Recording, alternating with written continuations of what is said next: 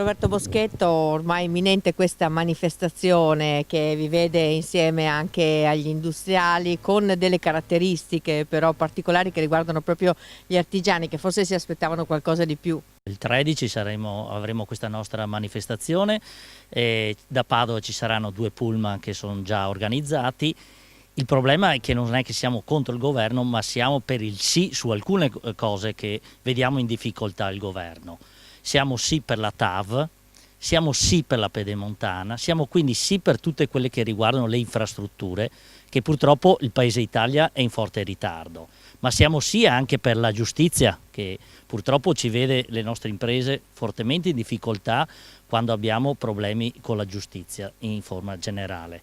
Ma siamo anche quelli del sì per quanto riguarda la banda ultralarga, per quanto riguarda le reti. Senza le reti non riusciamo anche noi, intanto per quanto riguarda il nostro lavoro, ma anche per quello che è la fatturazione elettronica, che tanto il governo ci tiene, ma se non abbiamo i mezzi dopo in molte zone del nostro Veneto è difficile poter ottenere questo. Quindi in poche parole abbiamo bisogno da questo governo non un reddito di cittadinanza ma un reddito di lavoro, e per poter lavorare abbiamo bisogno di muoverci e di avere delle regole certe in modo tale che uno quando ha lavorato ha anche possibilità e quindi è un dovere di ricevere soldi dai clienti.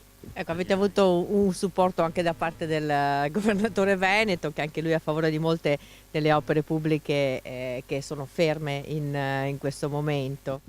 Sì, con molta soddisfazione abbiamo raccolto oggi questo supporto importante dal nostro governatore che in effetti ascolta molto le imprese, ascolta molto il suo territorio, e quindi spero e ci aspettiamo che anche il governo ascolti il governatore, ma soprattutto le imprese artigiane, che sono quelle che danno il vero reddito da lavoro. Ecco, forse è la prima volta che si vede una così massiccia discesa in strada, prima da parte delle imprese in Piemonte, adesso da parte di tutte le Confartigianato, con un messaggio che dovrebbe essere recepito in maniera forte e chiara a questo punto. Sì, sì, il nostro infatti è un messaggio molto forte.